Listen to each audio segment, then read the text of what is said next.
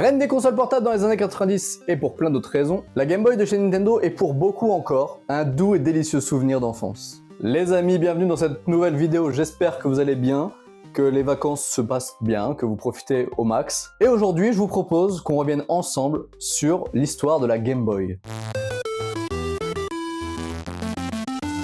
Alors déjà, la première question qu'il faut qu'on se pose et qu'on mette au clair ensemble, c'est qu'est-ce que la Game Boy? Eh bien, il s'agit de la première vraie console portable de chez Nintendo. Et quand je vous dis vraie console portable, c'est parce que les consoles portables avant chez Nintendo, c'était les Game & Watch. Et pour ceux qui ne voient pas du tout ce que c'est un Game & Watch, c'est très simple, c'était une toute petite console portable dans laquelle on avait un voire deux jeux grand maximum inclus sur cette console. Donc du coup, impossible d'ajouter un jeu ou quoi que ce soit dedans, il fallait racheter une autre Game & Watch pour avoir un nouveau jeu. C'est pour ça que je vous dis que la Game Boy, finalement, c'est la première vraie console portable dans laquelle on insère des jeux de chez Nintendo. Et maintenant que ce petit point culture est réglé, on peut démarrer correctement la vidéo. La Game Boy est sortie fin 89 au Japon et fin 90 en Europe. Et ce sera un succès immédiat. En même temps, quand on te propose à l'époque d'avoir la NES, c'est-à-dire la console de salon actuelle de chez Nintendo, dans ta poche, et de pouvoir l'emmener partout avec toi, et quand je dis partout avec toi, j'entends bien évidemment dans la cour d'école, ça ne peut que fonctionner. Seule vraie et grosse différence avec la NES, c'est que l'écran de la Game Boy était monochrome. Et pour ceux qui ne l'auraient pas, monochrome, c'est noir et blanc. Voilà. Et pourquoi ce choix d'un écran noir et blanc plutôt qu'un écran couleur, rétro-éclairé Eh bien, il y a une raison principale, l'autonomie. Non, allez, on va dire deux, et le coût de fabrication. Mais quand même surtout l'autonomie. Gunpei Yokoi, et je suis pas sûr de prononcer correctement, je suis désolé, si tu regardes la vidéo, Yokoi, désolé, peu de chance qu'il regarde la vidéo. L'un des créateurs de la machine a vécu un jour une situation qui, vous allez le voir, est catastrophique dans une vie, et le poussera à cette réflexion de un écran noir et blanc, c'est mieux. Donc je vous la fais simple, Yokoi, un lundi matin, il rencontre le président d'une start-up qui propose des télévisions portatifs, que tu peux vraiment mettre partout et emmener avec toi, et là Yokoi se dit « Waouh, truc de ouf !» Je vous en prends une. Il achète sa petite télé, il va immédiatement au Carrefour City du coin, il achète un paquet de piles. Là, il est 14 h, on met les piles dans la télé, on l'allume et on se met un bon petit match de baseball. Sauf que du coup, tragédie, pour Yokoi, c'est que la télé ne va même pas tenir la durée totale du match, elle se coupe avant la fin, plus de batterie. Imagine juste 30 secondes, t'es en train de regarder la finale de la Coupe du Monde, 75e minute, hop, ta télé elle se coupe, elle se rallume plus, tu loupes le match. Inconcevable. La raison elle est simple, le rétroéclairage de la télé couleur consommait tellement de piles que c'était impossible de tenir 6 piles pour moins de 2 heures d'autonomie, autant vous dire que c'est un gouffre financier. Du coup, au moment de créer la console, impossible pour Yokoi d'imaginer une console avec un rétroéclairage, de la couleur. Trop de consommation, c'est mort, on reste en noir et blanc. À sa sortie, la console est fournie avec des écouteurs stéréo pour avoir un son de haute qualité, un câble Link nécessaire pour le jeu en multijoueur, 4 piles LR6 pour pouvoir directement allumer ta console dès que tu la reçois, et surtout, le jeu Tetris fourni avec. Tetris qui aujourd'hui fait partie des classiques du jeu vidéo. Et le tout pour 590 francs. Alors ça me fait très bizarre de parler en francs, mais ça fait environ 90 € au début de l'euro. Parce que maintenant avec l'inflation, on est plus à 150 balles.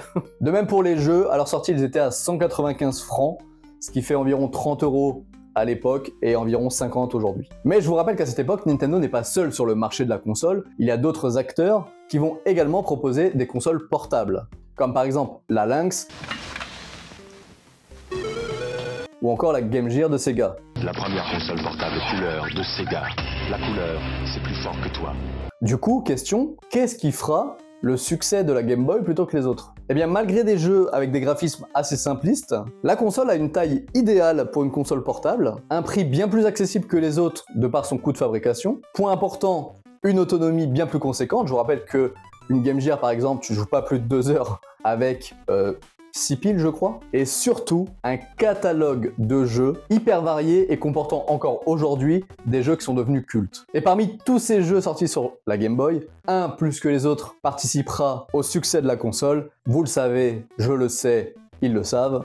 Nous parlons bien évidemment de Pokémon Rouge et Bleu sorti sur Game Boy en 96. Et pour ceux que ça intéresse, j'ai déjà fait une vidéo sur l'histoire de Pokémon qui se trouve dans un des coins de la vidéo, je sais pas où, pour que vous puissiez aller la voir si jamais ça vous intéresse. Mais juste avant la sortie de Pokémon, Nintendo voit la vente de ses Game Boy chuter, ce qui l'oblige à déjà réfléchir à la sortie d'une nouvelle console pour garder le marché actif. Chose qu'ils feront donc avec la sortie d'une nouvelle console, la Virtual Boy, un espèce de casque VR avant l'heure, qui, et on va rester poli sur ça, ne trouvera pas son public. Du coup, urgence maximale chez Nintendo, il faut absolument ressortir une nouvelle console et effacer la Virtual Boy. Et en attendant d'avoir une meilleure idée que ça, ils vont recycler le principe de la Game Boy. Et voilà donc qu'en 96, soit à peine un an après la sortie du Virtual Boy, que Nintendo annonce la sortie de la Game Boy Pocket. Pour faire simple, vous prenez une Game Boy, vous la rendez plus compacte. Vous faites en sorte qu'elle n'ait plus besoin que de 2 piles au lieu de 4, pour la même autonomie, et vous avez une nouvelle console. Mais bon,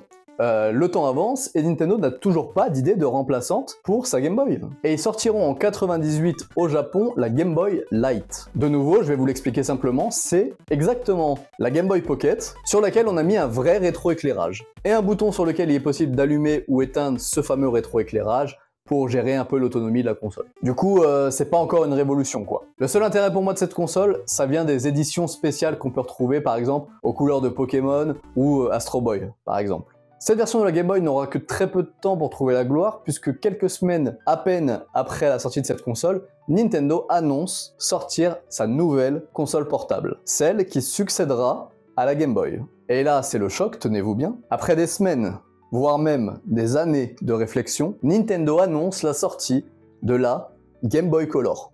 Alors oui, du coup, c'est nouveau sans être nouveau. Je suis d'accord. Mais la Game Boy Color, contrairement aux autres consoles, apporte des nouveautés et ça justifie son achat. Déjà, comme son nom l'indique, la console bénéficie d'un écran couleur, contrairement à l'autre version qui était noir et blanc, je vous le rappelle. Il y a aussi un rétroéclairage, et en même temps, il valait mieux parce que bon, au bout d'un moment, la concurrence, ils le font déjà depuis un moment. Et surtout, le processeur de la console est 2 fois plus puissant, de même que la mémoire. Et en plus, comme Nintendo est hyper malin, tous les jeux de l'ancienne Game Boy sont compatibles sur la Game Boy Color. Ce qui fait qu'à la sortie de la Game Boy Color, vous avez un catalogue de jeux monstrueux. Et c'est impossible de le concurrencer. Et là, c'est de nouveau le carton pour Nintendo. Ils vendent leur console par palette jusqu'en 2001 où Nintendo annonce sa nouvelle console portable. Et histoire de vraiment pas se faire chier, ce sera de nouveau une Game Boy. Oui, au final, ils ont arrêté de se prendre la tête à chercher des nouvelles consoles. On reste sur la Game Boy, c'est très bien, ça fonctionne. Continuons là-dessus. Et la prochaine version de cette Game Boy s'appellera donc la Game Boy Advance. Et histoire de montrer aux gens que c'est pas du foutage de gueule de tout le temps faire des Game Boy, elle aura quand même un nouveau design. Cette fois, fini les consoles verticales, on a de l'horizontale. Gros boost au niveau de la puissance. Pour rappel, la Game Boy et la Game Boy Color sont l'équivalent de la NES en version portable. La Game Boy Advance est l'équivalent de la Super Nintendo en console portable. Donc désormais, tu as une Super Nintendo dans la poche et tu peux continuer à jouer à tes jeux Game Boy d'avant car toujours rétro-compatible. Ce qui en fait du coup la meilleure version de la Game Boy finalement. Et pour rester sur une bonne lancée, cette console sera déclinée en 2 versions. On va commencer par celle qui pour moi est la meilleure des versions portables d'une console, la Game Boy Advance SP. On a là-dedans la même puissance que la Game Boy Advance, mais pas du tout le même design. Là, on reprend un design vertical. Mais, subtilité, console à clapet. Ce qui fait qu'elle est beaucoup plus compacte que les autres et se met très facilement dans une poche pour l'emmener à l'école. Tu connais les bails. Mais ce sera pas tout puisque cette version de la console abandonne le format pile pour un format batterie rechargeable. Du coup, ça, c'est une dinguerie. Et ensuite, une dernière version de la Game Boy sortira, la Game Boy Micro. Alors, on reste sur un format horizontale comme la Game Boy Advance de base, mais par contre on a un format, comme son nom l'indique, microscopique. Ouais, elle est vraiment toute petite. Et point négatif de cette console, elle n'est plus rétro-compatible, ce qui veut dire que adieu les jeux Game Boy, vous n'avez le droit qu'aux jeux Game Boy Advance, ce qui vous fait quand même perdre une grosse partie du catalogue de la console. Je vous cache pas, je suis pas hyper fan de celle-ci. Alors, rappelez-vous au début de vidéo quand je disais à sa sortie, la console est fournie avec un câble Link. Oui, le câble Link pour jouer en multi était déjà fourni avec la console, donc ça c'était cool. Mais Nintendo a quand même sorti plein d'autres accessoires pour sa Game Boy. Par exemple, je vous rappelle que la Game Boy de base n'a pas de rétroéclairage. Donc, quand tu voulais jouer la nuit en cachette de tes parents sous la couette à la Game Boy, il fallait bien de la lumière. C'est là que Nintendo est malin et nous sort le Light Max, une espèce de grosse loupe que tu pouvais clipser sur la console, sur lequel étaient intégrés des éclairages Donc à nous le kiff, des jeux sous la couette. Ensuite, pour ceux qui souhaitaient devenir des photographes professionnels, Nintendo a pensé à vous. Grâce au Game Boy Camera, il était possible de transformer sa Game Boy en appareil photo. Les photos étaient dégueulasses.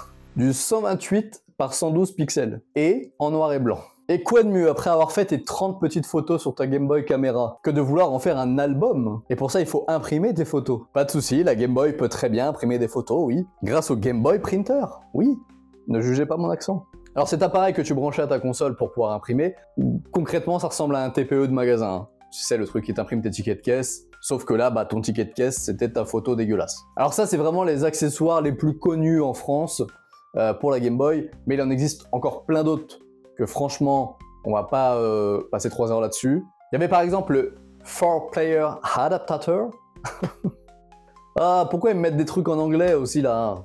Bref, en gros, c'était un adaptateur qui te permettait de jouer à 4 avec les Game Boy, plutôt que 2. Il y avait le Radio Game Boy, qui, comme son nom l'indique, était fait pour écouter la radio. Donc en gros, tu bouffais toutes tes piles pour écouter la radio sur ta Game Boy. Ou encore le Super Game Boy, qui était une espèce de cartouche de Super Nintendo dans laquelle tu mettais ta cartouche de Game Boy, que tu mettais elle-même dans ta Super Nintendo pour jouer à ta Game Boy sur la télé. Et encore, je vous parle même pas de tous les trucs qui sont sortis uniquement au Japon, parce que vraiment, ça n'a aucun sens. Ils ont sorti carrément une machine à coudre sur laquelle tu peux brancher ta Game Boy pour faire fonctionner la machine à coudre. Oui, ça n'a aucun sens. Et tout ça permettra à Nintendo et à la Game Boy d'être la 4e console la plus vendue de tous les temps, derrière la PS2, la DS et la Switch. Et merci parce que vraiment, elle nous aura fait découvrir des jeux extraordinaires, tels que Super Mario Land, Zelda Link's Awakening, Pokémon évidemment, Golden Sun, Metroid Fusion ou même WarioWare par exemple. N'hésitez pas, dites-moi en commentaire vous vos jeux Game Boy préférés, parce que vraiment je pense que j'en loupe des tonnes. Moi je vous laisse ici les amis pour aujourd'hui. J'espère que cette vidéo elle vous aura plu. Profitez bien de vos vacances et je vous dis à très vite pour une nouvelle vidéo. Bye.